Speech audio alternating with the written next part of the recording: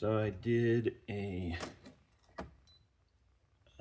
less than what I needed there, and just gonna sprinkle a little bit over the top here, not even a full spoon.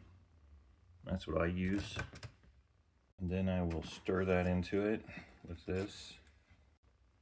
So I turn this thing, and then I'm going to take and tap it and try to settle it down a little bit. That's what you end up with. So, got one of these. Sometimes you have to push it in a little bit. Level that out. So, then use a paper.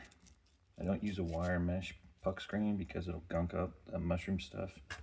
It's super gunky. Okay, this is the kind of pour you get off of it.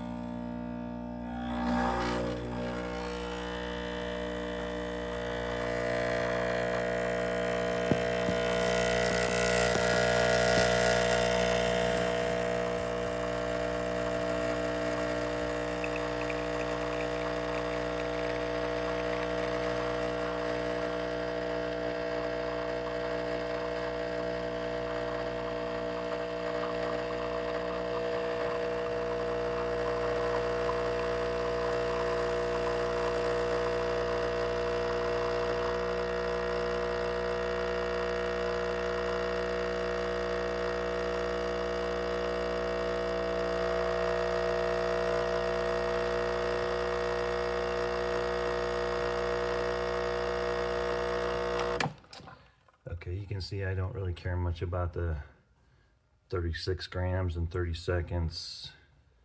I just dial in my beans first, doing that rule of thumb, 18 grams of coffee and 36 grams of the pull in 30 seconds.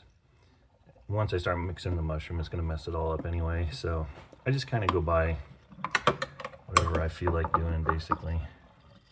But that is a really smooth, good coffee. But just to give you an idea of how I use this mushroom, everybody's gonna do their own thing.